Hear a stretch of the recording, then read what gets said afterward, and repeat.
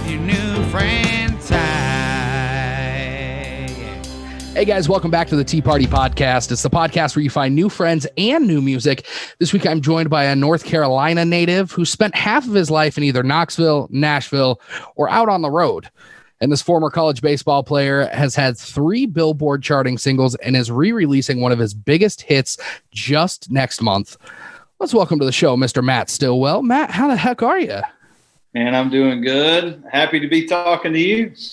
Well, that was awesome to hear, and I'm excited to share with everybody what you got going on. And we'll tee off with Matt Stillwell after this. It's time to tee off with Ty and today's guest, Matt Stillwell. Here comes the first 4. Okay, here we go with question number 1, Matt. If you couldn't be in the entertainment industry, what job would you have? Man, I'd probably be coaching baseball, and or I would be in some sort of business. I sold real estate for a little bit. My whole family is in construction, so there would probably be some sort of element of that, real estate, construction, development, that type of thing. But my heart's still kind of in baseball too, so you've definitely got some options there if you weren't so musically gifted, but turns out you are. So that worked out well for you. Well, I appreciate that, man. Yeah. It did. It was, I didn't plan it, man, or anything like that. I just kind of kept going with it and walked through the doors as they open, as you would say. Nice. Okay, how about this one? If I give you control of the music at a party, what's the first song you're going to play? Ooh, man, right? Easy come, easy go. George Strait. There you go. I like it. On his birthday today, too. Oh, hey, look at that. Yeah. Okay, how about this? What character from TV or movies would you bring to life? Would I bring to life, meaning that they're deceased? No, like, if the actual character from TV show or a movie. Augustus McCrae. Lonesome Dove. You were ready for that one. You've thought about this before. Easy. That's easy. Okay, last question of the final 4, or of the first 4. And this one's always my favorite, and for some reason it always turns out to be food. But if you could have an unlimited supply of anything, whiskey, tacos, guitar strings, scotch tape, whatever it is, except for money, what would it be? See, you planted the food thing in my brain too early. I started thinking about that. I almost would say steak, but I'm more of a burger guy. I'm addicted to good hamburgers. Okay, that's solid. I mean, there's so much you can do with a burger too. I mean, Steak is steak, and steak is great, but it's a little hard to cover steak in like mac and cheese and throw it on a bun. This is true. That sounds really good. I did this thing with, I co-hosted Diners, Drive-Ins, and Dives with Guy Fieri, and we were at a place called Boom Boom Burgers in Charlotte, and it was a Korean fella from New York City that moved to Charlotte to make hamburgers, which is crazy in itself. But he took sweet potatoes and balled them up, deep fried them, and put it on a hamburger. That sounds delicious. Pretty good. That we were, my wife and I are heading to Vegas next week, and we were looking at Gordon Ramsay's got a burger place, and then Guy Fieri's got a burger place there, and we were looking at all of them, and the mac and cheese burger is actually at Guy Fieri's restaurant. Oh, nice. I guess he knows what he's doing when it comes to a burger. He's pretty good. He's good at a lot of things, that's for sure. Well, Matt, thanks for playing along. That was the first 4 presented by JA Motorsports. But now let's turn the attention to you. Give us like the quick Cliff Notes version of growing up in Sylva, North Carolina, and then tell everybody how you kind of stumbled into music. Well, it's a beautiful place, beautiful part of the country. And, my whole family was in construction. So every Saturday I was with my dad on the bulldozer doing something like that. Sports took over very fast, played everything that you can think of, and went on to college, played baseball through college. Had talks to play football and baseball in college, but I felt like I was too little to do that and didn't want to get hurt. So I I did that. And starting my senior year in college, I always say that music just started creeping up. I was singing and stuff before that, chorus and church and all that kind of stuff. But that's really that moment. I was playing in the Shenandoah Valley League in Virginia, and some of the guys would make me on our bus trips between games. They would make me start singing, and that's when the bug really hit me. I decided on a Sunday night to move to Nashville at 11 p.m. By 3 p.m. the next day, I was enrolled at Belmont to make my mom feel better, and had an apartment, and just kind of jumped in. Didn't really know anyone in Nashville, and kind of treated it like baseball, and from a work ethic side, and learned how to write, learned how to play, and just kind of went out and started doing it. I will say, as somebody who's been on many a sports bus trips, having somebody on the bus that can play music makes that go by a million times faster, especially for somebody with almost zero musical talent. Well, it does. And that, I guess that was your college teammates and your high school teammates, they knew I could sing a little bit. The difference, I think, for me was that these guys were kind of from all over the country, from different colleges and summer ball. And they liked what I was doing with that. And, in the moment you're just doing it, but looking back at it, that had a huge impact on me. And baseball still does. All my teammates, everybody. That's how I started. When I started music, I targeted where all my former teammates went to live, because I knew that, and I would try to book shows wherever they went out, because I knew they would come and drink beer.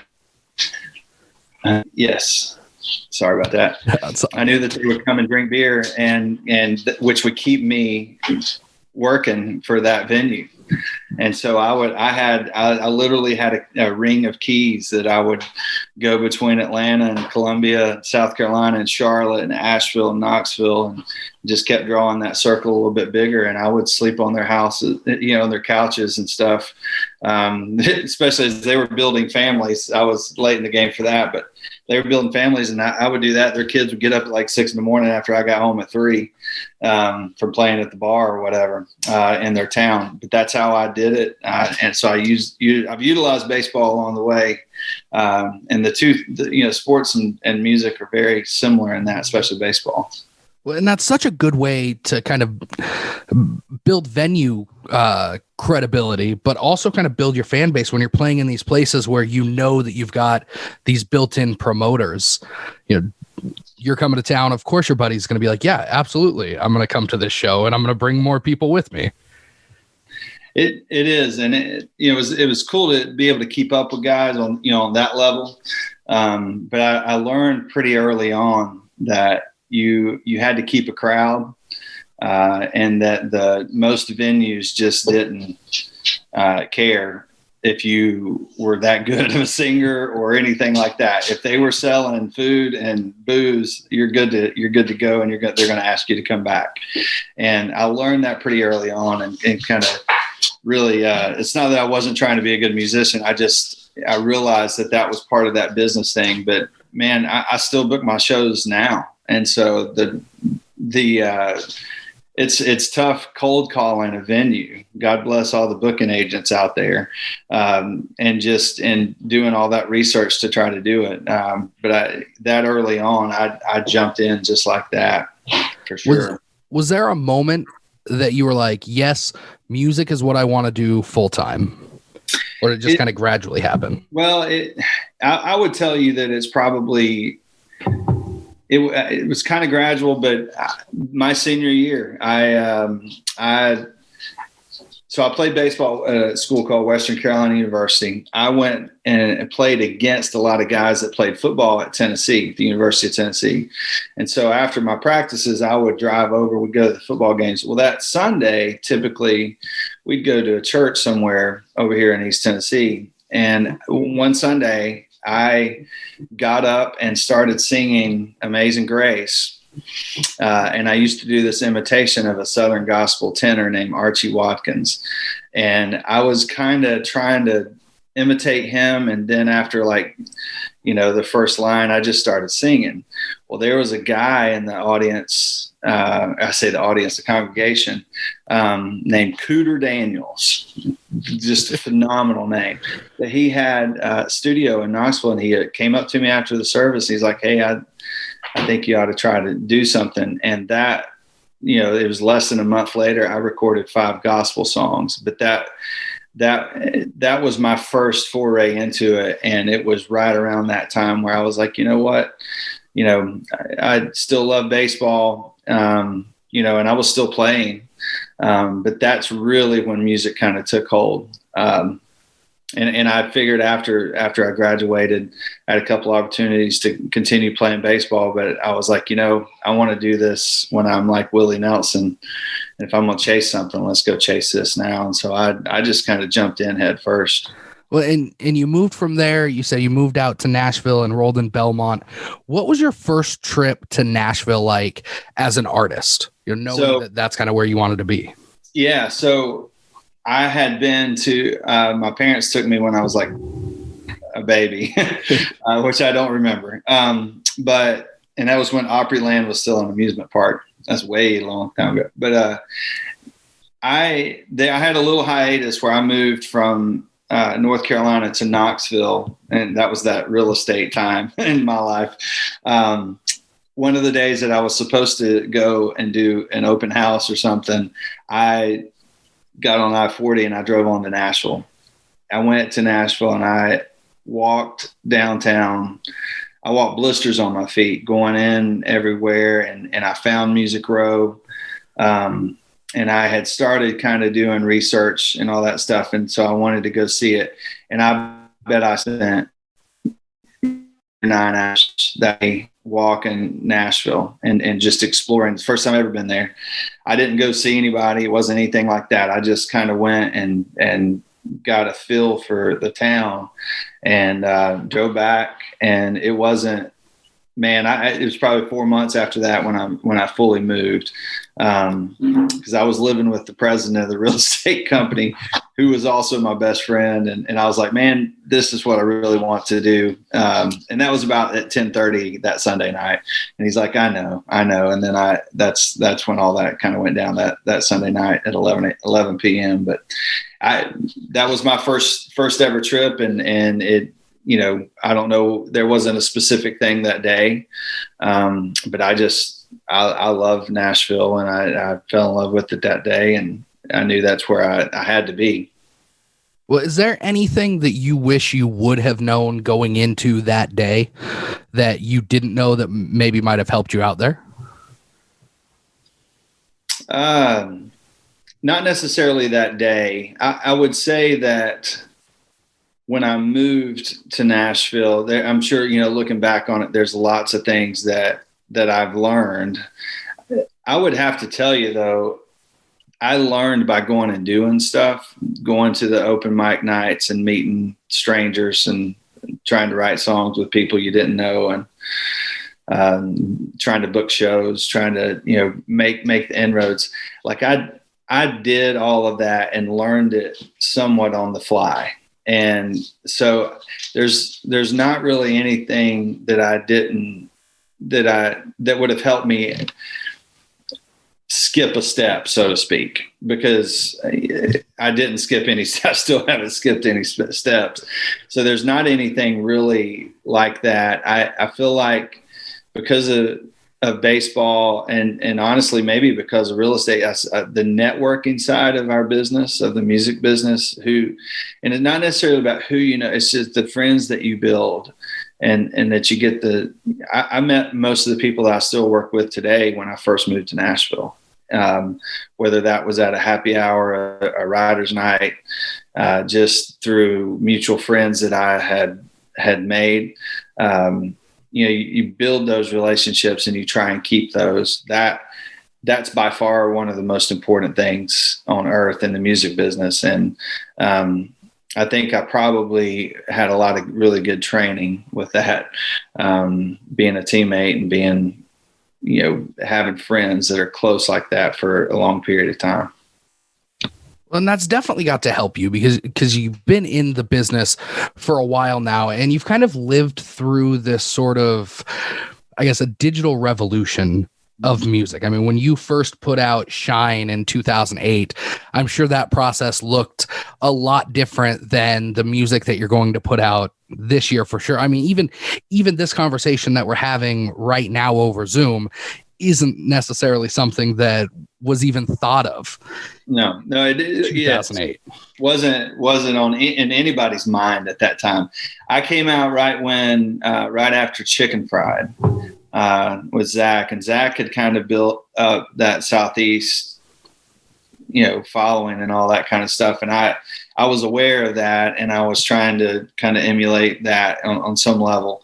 And at that time, that was really your only option before you start and you set out and go, all right, I'm going to go on a radio tour, and I'm going to go and do all this stuff and really dive in. But, there weren't very many independent acts at that point.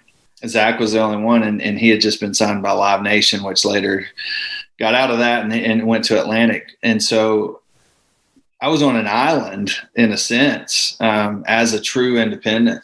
And then, you start to find out about Texas. And so I've really looked at those guys as an example as well, but it did not exist. And we've probably gone through a few different cycles since then. And I think now, obviously, like you're saying, we're here on Zoom with a podcast that no one had thought of an outlet like that, whether that's, 10 new people that find out about you, or if it's 10,000 new people that find out about you, on something like this, what an opportunity.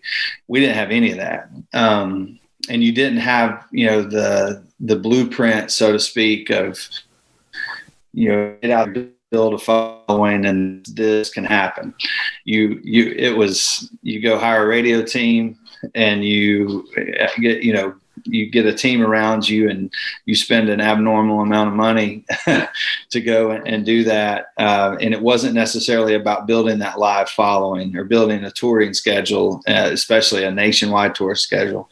And so now you have to do that, but now you can do that. It's different. Especially coming out of COVID and still in COVID, is very different. But it's a different world, and I feel like I've gone through about 3 or 4 of those.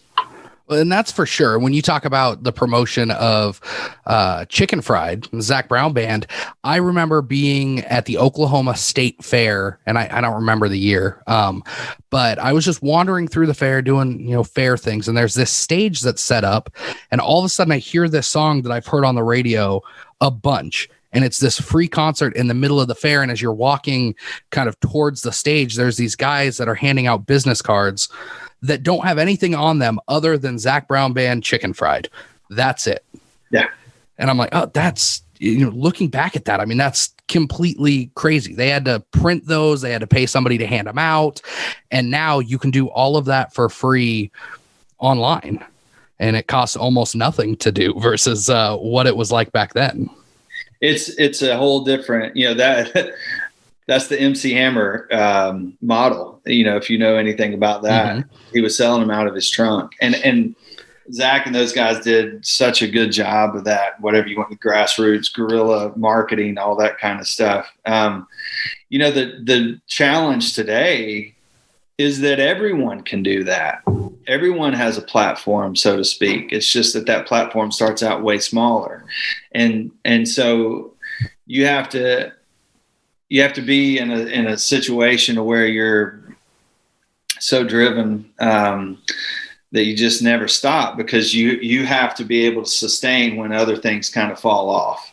And you hope that, there's a guy from the Marshall Tucker Band, George McCorkle. I randomly played golf behind the guy right when I moved to Nashville. And I remember he told me 2 things. He said, you're going to find your little group and you need to stick with them, because at some point that the light will shine on that. And the other thing he told me, he goes, just remember, and I didn't realize what this meant. I probably realize it more now than I did. Just remember, I don't know if we're allowed to curse on here. Sure. Okay. he goes, inevitably the shit will fall.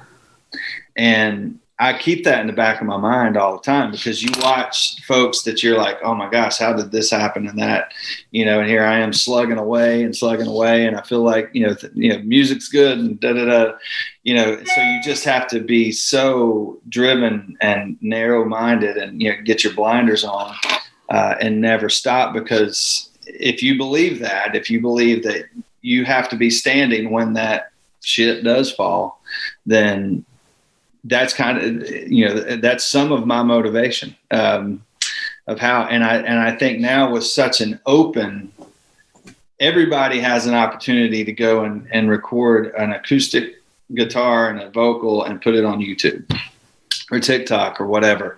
And sometimes that'll hit, but what else is around that? And so I've really prided myself on building that all the infrastructure that's underneath it and that can sustain it. So when, you're not dependent, the one thing back to the industry speak, you were dependent upon our song on the radio to be able to go out and tour. Right. So I lived that part, and Shine kind of did that for me.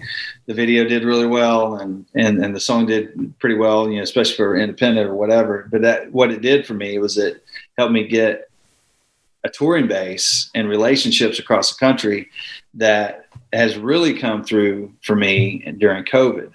And so, I'm tapping into that whole side of things. But my thought here is that I'm going to build my infrastructure. I'm going to build the following. I'm going to build the story. I'm going to build all this stuff. So when and if a hit happens, it jumps like things did for Zac with Chicken Pride,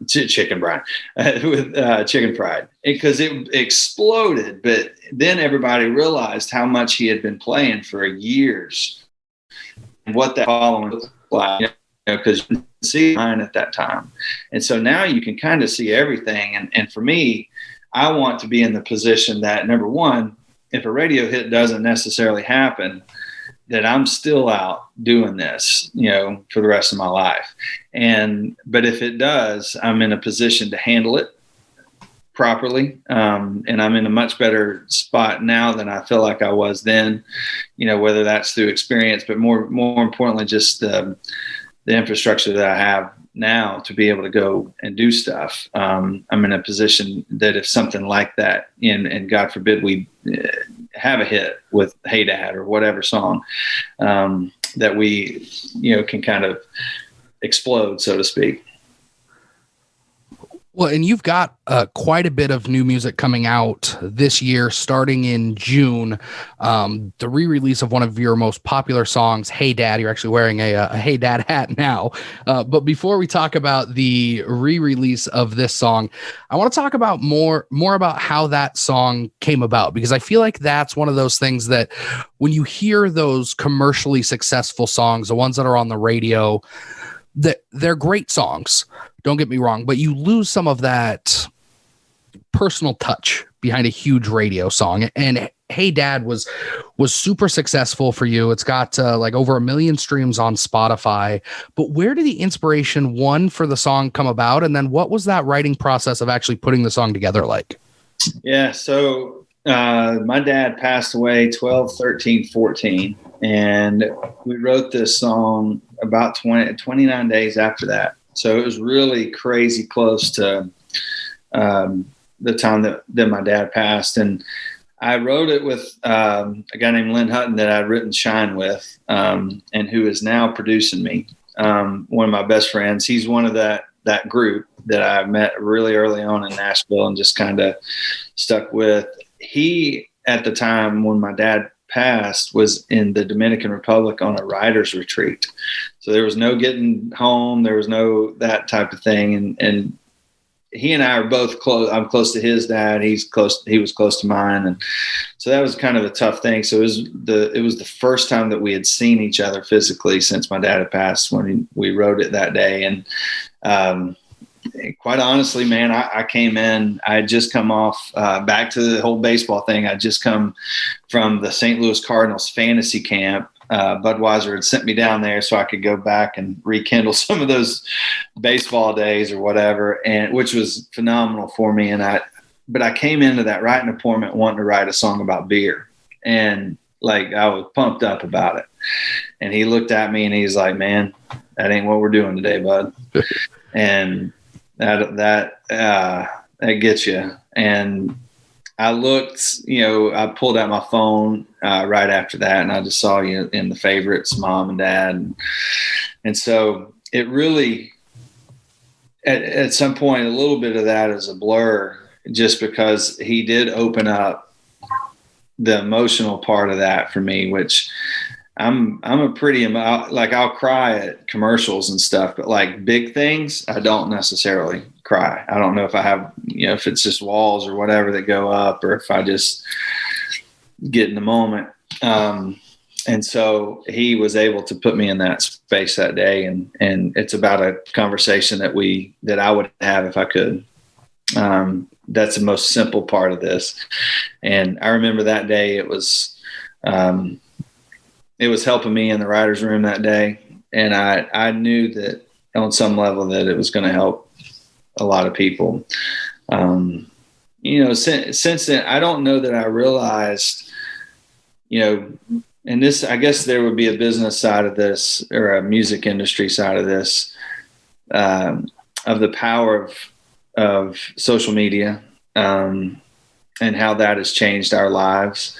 Because, with a song like this, even with a video that did as well as it has, I don't know that I would have, without getting in front of people physically at a show or something like that, that it would have had the opportunity to reach people the way that it did, and it's the craziest stuff, man. I had a full family in Houston come out to a show of mine and bring their whole family on purpose to show me a picture of how they sent their dad off, which was similar to the way that we did mine. And that type of thing, when you're part of someone's life and you've never met them before, it's an interesting spot to be in, especially as an artist or a songwriter like that. It can be it's powerful. It can take you back a little bit. I am able to stand, I drove around Nashville we wrote it on Friday, and I drove around Nashville on Tuesday for about 9 hours, and I sang through every line until I could get through it. And now I can tell that story. I talk about it, I sing it just as, I treat it like a job. But it's when I'm off stage that I start talking to someone that's been waiting for 4 years to see me live. I had a guy from Chicago come. I played a show at Old Red in Gatlinburg, and he came and sat through the whole show, about almost 4 hours, 3.5 hours, and waited to talk to me after, because he had been waiting. His dad died about a few months after mine did. He'd been waiting since he saw the video to come and see me, to tell me about his dad. And it's those moments when I see other people's emotions that it gets me. I love the fact that I can talk about it every night, but I've learned to kind of wear that badge, and I would call it a badge of honor. I learned the power of music, and now 6 years later, the reasoning that we wanted to re-record it. Number one, I wanted a stripped down version, which this actually sounds big. I mean, there's more than one instrument in there, but the new version, but it's closer to what I do live with just me and a guitar. And, but more importantly, I've got 6 years of perspective on, and I get people's stories every day about their dad. And so it just took on this life that for me, you brought up something about the personal nature of songs that, it's tough to get, like with, and it doesn't minimize any of these songs, but like with Shine or with Cruise, something like that, like that's not something, it's something that makes you feel good, right? This is something that can that touches you in a different way, let's say, and knowing the impact that it has, because I see it and I've seen it at shows, I see it in people's faces, I see it in their stories. I wanted to have an opportunity to give the song a better chance, to give it a bigger platform. And that was, one of my main reasons for re-recording the song. Well, here, let's give everybody a chance to listen to the original version. This one's called Hey Dad from today's guest, Matt Stillwell.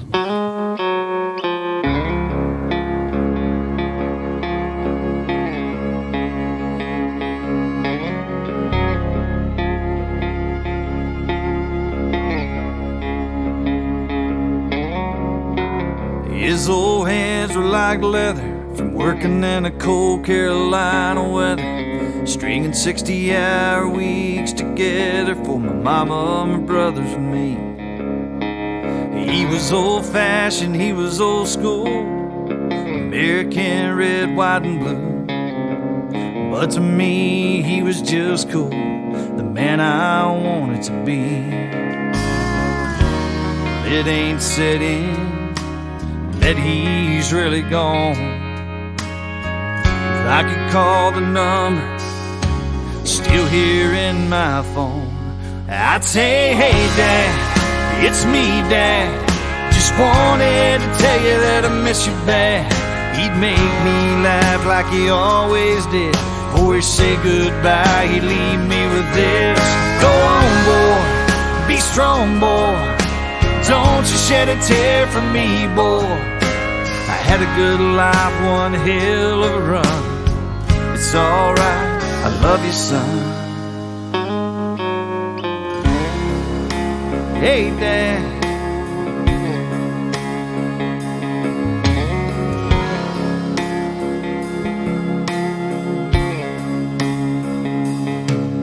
I'd tell him that his two grandbabies are turning into little ladies, and just like him, they're a little crazy.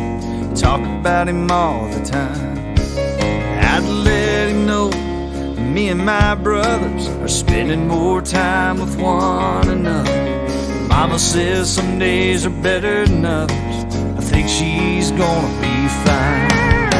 Hey Dad, it's me Dad, just wanted to tell you that I miss you bad. He'd make me laugh like he always did. Before he'd say goodbye, he'd leave me with this: go on boy, be strong boy, don't you shed a tear for me boy. I had a good life, one hell of a run. It's alright, I love you son. Hey Dad.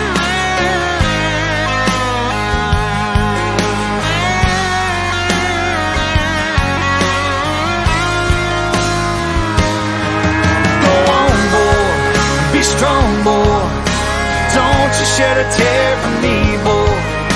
I had a good life, one hell of a run. It's alright, I love you son. Hey Dad.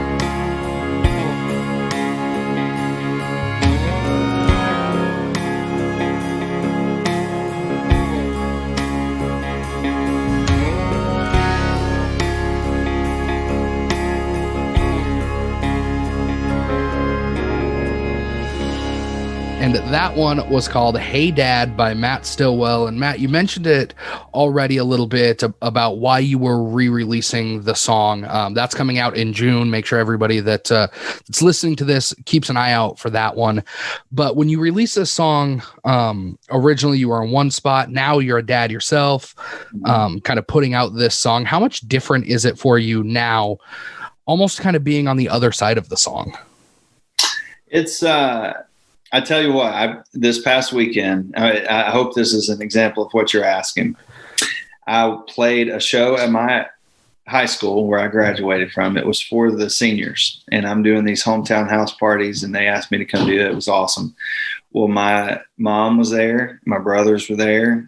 My two daughters were there running around on the football field that I ran around on. And to see that, and then to think about, because within the song, it talks about all of those people and how that changed after my past and different stuff. And so to see that, I haven't been in that position that many times to where they're all there at the same time. That was a cool moment, but it makes me think about it, right? Whereas before, I probably wouldn't have really dove into the emotions of my daughters running on a football field or like that. But this song makes me look at that and makes me realize and think that, and hopefully remember that they're going through that same thing. And it's a bittersweet situation. Because my daughters still get very upset when they hear "Hey Dad," and so, for me, it's I love the song because it helps, but I know that it's hard for some other people to listen to it because they don't. I'm in a position of handling grief differently because I'm singing that song every night. I'm telling that story every day, and so I processed it a little bit differently than other people in my family.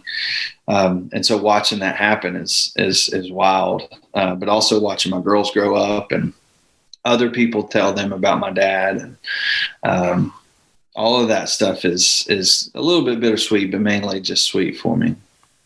And those are, I guess, great memories for me as a dad, almost surrealish, watching my son do some of the things that I used to do.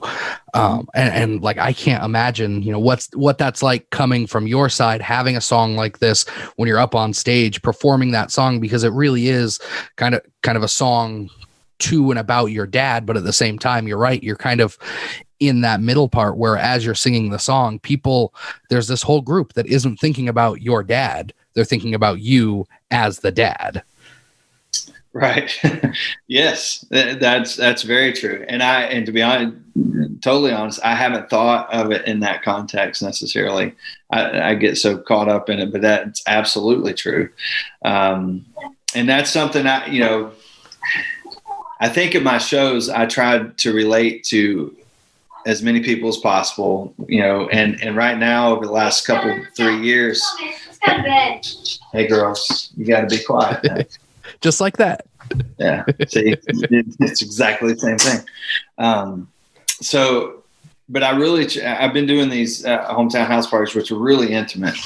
And so I'm telling all these stories, not just about Hey Dad, but about all my songs. And I try to point out people in the crowd and relate directly to them, kind of taking that to them. So I never really think about how they're looking at me, if that makes sense, which is what you were kind of talking about. But yeah, they are looking at me like a dad, which I absolutely love it. It sounds like that you do.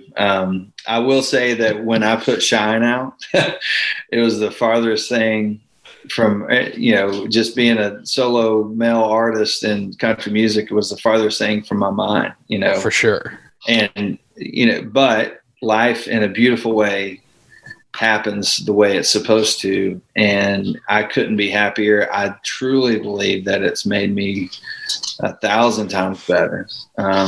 It gives you a little bit of a different purpose. I'm pretty driven anyway, so I didn't really need that, but it certainly changes your perspective on it. And it's something that was very unexpected that is so beautiful, and couldn't be happier about that. So I'm glad people look at me like a dad now.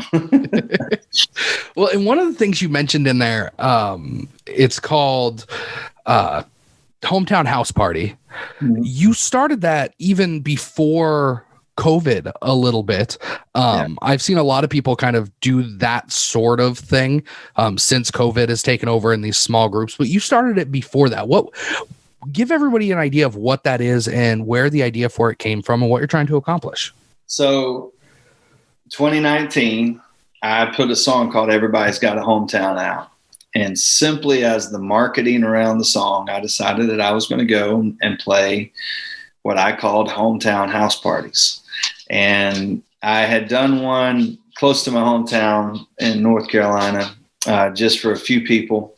And then, and it was cool. And it really started solidifying my idea. So I played one in Philadelphia, and New York, and then literally everywhere in between, LA, all the way in between. And I built quite a bit of momentum with the way I was doing it. And, it's very intimate and just a lot of fun. And then COVID hit and kind of shut our world down, everybody's world down, not just mine. But so I fortunately had a friend of mine that called that had been in marketing in St. Louis. She was with Anheuser-Busch when I was doing a bunch of stuff with Budweiser. And she called and she said, "Hey, I've got an idea. Can you come to St. Louis?" And so I went to St. Louis and rode around on a Christmas float for about 4 days and went in and out of neighborhoods and apartment complexes and played music when we were first quarantined, before masks, before all that stuff. And it was really cool. And it kind of showed me, because people were coming outside, and there were people, they were very happy. There were some people who were crying and stuff, not because of me, just because if you remember that time, man, everything we did for that month or whatever it was on a phone, on a computer. Mm-hmm. You didn't see a human unless they were in your house, and not many people were in your house. So it had more to do with that. But it showed me that how important human interaction is moving forward. And I believe that wholeheartedly that's something that we have to have. And so coming out of that, I had decided I was going to have a trailer built. Well, let me back up a second.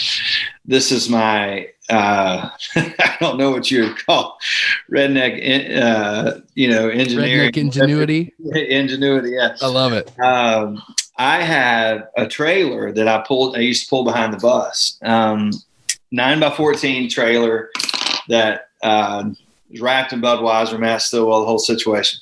Well, my idea was simply to cut the sides out of that thing so I could be covered and still be mobile. And I told my father-in-law about it, and he just kind of laughed. And then I took it. There's a conversion company here in Knoxville, Tennessee. I took it to them, Phoenix Conversions, and the guy that owns it is a musician. And so he understood what I was trying to do. And he's like, "Yeah, man, you can't do that to that trailer. You can't pull that anywhere, much less across country." And just from a structural standpoint. So, but he did a little bit of research, and he found this thing called a porch concessions trailer, and he sent it to me. I probably within a day, I sent and I ordered one to be built. It took about 8 weeks. And what it is, it's 8.5 by 20. So at some level, I'm a mobile food truck almost, but with music. So the back half of it, the back 10 feet is open. It's covered, but it's open. And that's my stage. We put power out there. I have lights. I have 2 different Bose sound systems. And a Bose little S1. I can do Bluetooth. The front half of it has a concessions window that I sell merchandise out of there. And, so it's storage and all that stuff. I wrapped it. And it's been the coolest thing, man. Within 4 days of it being built, I was heading west to California. I played 10 shows in California during COVID. Safe. Wow. Yeah. That might be a record. So, yeah, the Central Valley is a little bit different than the coast. So. That's true. But so that goes back to that. Me, when Shine allowed me to get out there and play, I built relationships. And so the booking these shows literally comes from friends and fans, that I've built over the last 10, 12 years, nationwide. And so now I've got this saying that, it's not just a guy pulling up with his guitar. It's a guy with a full-on trailer, stage, lights, and the whole situation pulling into your backyard. It's just a different thing. And it allows me, because I'm doing it nationwide, because a lot of people are doing the house party thing, because, bottom line is all of us had to figure it out. I got a wife and 2 kids, you have to go make money. Mm-hmm. And so I say this, and of course I'm right in the middle of it, and I understand that, but I feel like I connect better doing this than I ever have. I didn't before, but they're so intimate, and I'm able to go and tell my whole story around all my songs and who I am, and get to know who they are if I don't already, and if they bring friends and family and all that stuff, build fans. And there may be 30 people there. There might be 150 people there.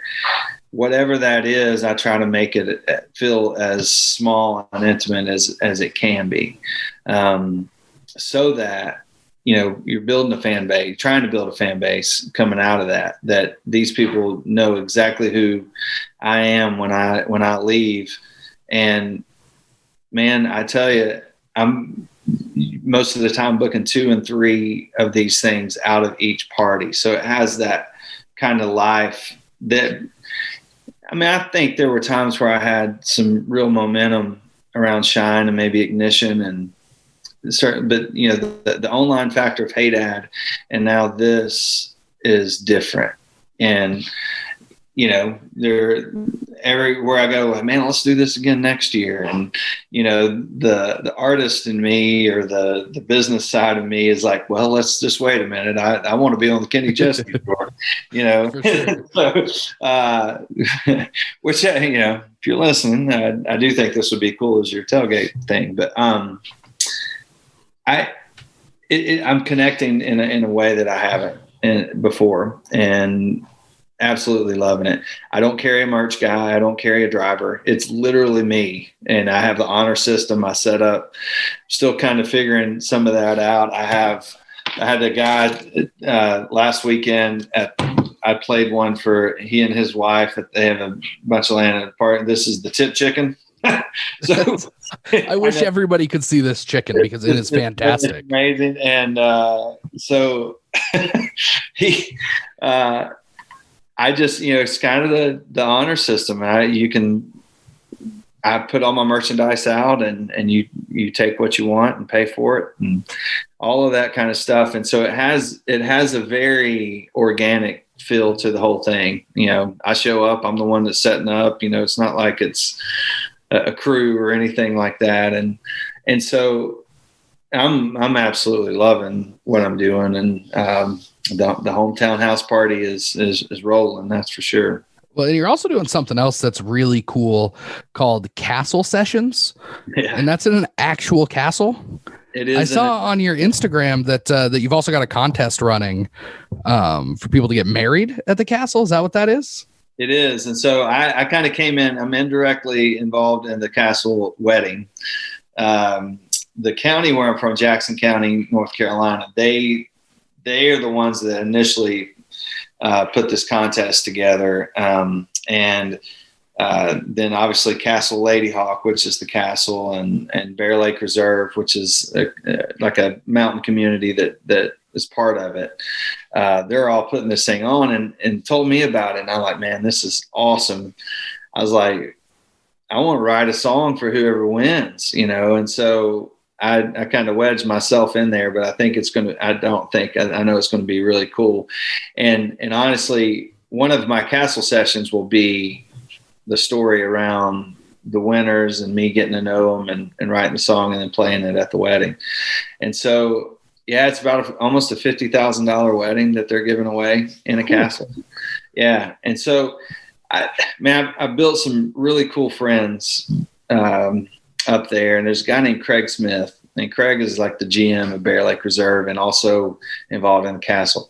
Well, Craig calls me one day. He's like, "Hey, we bought a castle. we want you to come play." And I was like, "All right, that's awesome." And I'm from there, and I didn't really even know that the castle. So this thing looks like it's 400 years old, but it's this lady from Florida built it like 17 years ago. And, it's huge. It's on 64 acres, and it's a castle.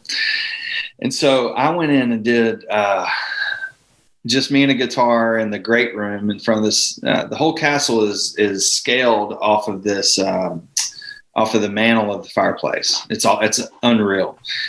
And we started calling them the Castle Sessions. And so I brought some of my songwriting friends in. We did another one last fall. And then this past week, we had our first one of this year, which was with Heidi Newfield and her husband, Matt King. Matt was a huge artist. He was a big major label artist in the late 90s. Unbelievable, traditional country singer, but now he just done a ton of stuff for TV and film, and bigger in Texas and New York and LA than Nashville, so to speak. Very cool, what I call Appalachian Gothic, kind of bluegrassy and just very cool stuff. And they did a phenomenal job. And I host them. And so I tell them when I book them, I'm going to Howard Stern you. So I ask the questions in the session. So you're in front of a crowd, but I ask questions that I want to know the answers to, which I hope are not, that typical, which you're doing a really good job at. It's not the typical interview. Well, where are you from? And like, you've done your research, and so I try to do mine, which is really cool. And they're cool, man. We're doing, we've got 5 more, and then we're going to end it up with try to bring most of the folks back for a bigger show in an amphitheater, so that people that don't want to spend a lot of money on a ticket and be one of the few in a castle can kind of see what we're doing. Crazy intimate songwriting. Songwriter around, kind of just more of a storytelling thing with a great chef and great mixologist, and in a castle. We're in a castle. That's our motto. All of that sounds amazing. I mean, one of my biggest. We need to get you up there. Yes, for sure.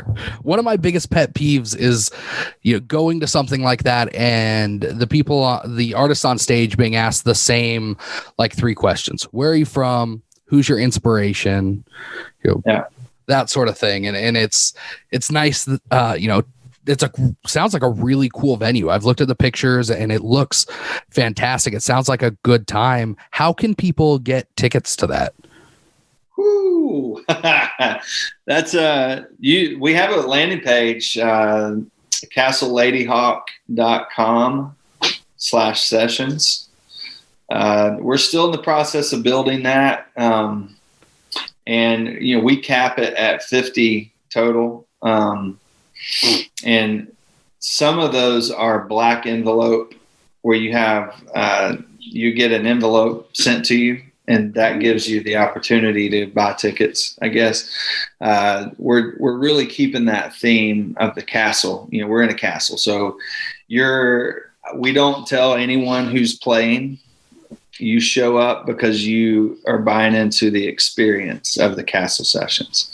So no one knew that Heidi Newfield of Trick Pony and Matt were coming in to play, but they experienced them that night. It makes it more powerful. And so we're really trying to keep that black envelope type thing going to it. And so on the landing page, I think we will start putting some stuff up for sale, tickets for sale. They weren't up that way for this past one. So we're in the process of kind of building that whole system. Nice. And I assume that people can follow you on social media, get updates on that sort of stuff.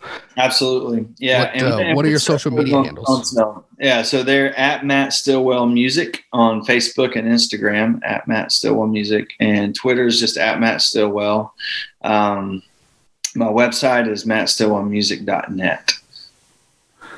Easy enough. Well, Matt, it has been an absolute blast, and we've definitely got to do this again sometime. I've got to get down there for one of those castle sessions. But before we let you go, we end the show the same way, essentially the same way we started. We call it the Final 4, just 4 kind of fun questions. You up for it?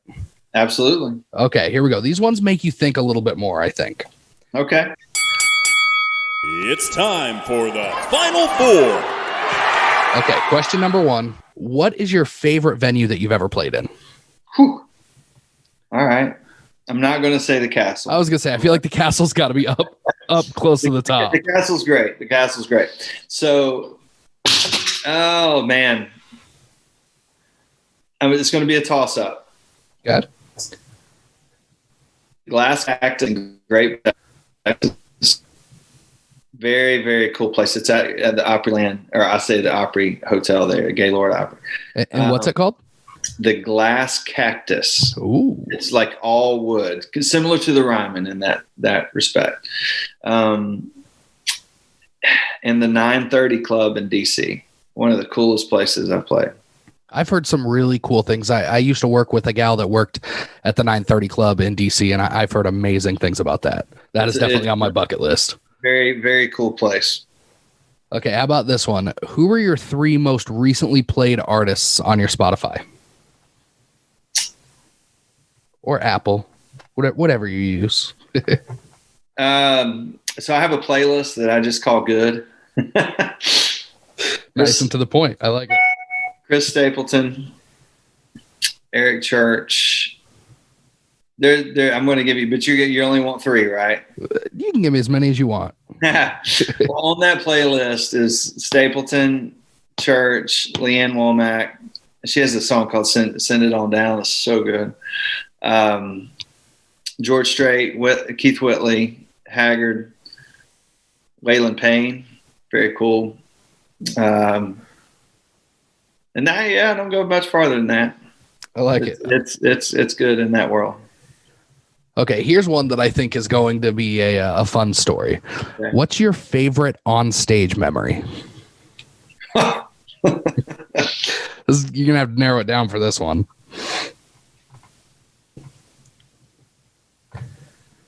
Losers, Nashville. It could have been Winners. I think it was Losers. A whole tray of fireball shots. A whole tray was brought up to me and the guys, and I baby birded my drummer with fireball. I love it. You're welcome. I love it. Okay, here we go, Matt. Last question. If you could pick one thing for people to take away from this podcast or from your music in general, what would it be? Man, I'm trying to be as authentic as I possibly can. I like it. I like it. I mean, and that really does come through, especially with the song that you've got coming out next month, re-release of Hey Dad, and then you've also got an EP coming out later this year, right? We didn't talk about that much, but I do. Yeah, I don't know the date on that, but it'll be a little bit later this year. Well, maybe we'll have to have you back on here to talk about that one then. Absolutely, man. Awesome. Well, guys, that was another episode of the Tea Party Podcast. It's the country music podcast where you find new friends and new music like Matt Stillwell and Hey Dad. Go tee off on the like button at facebook.com/Tea Party Podcast. This has been a Tea Party Communications production. Theme music created by Jesse Quandt. Announcer voiceovers by Jay Gwynn. And as always, hosted by Ty Pisani.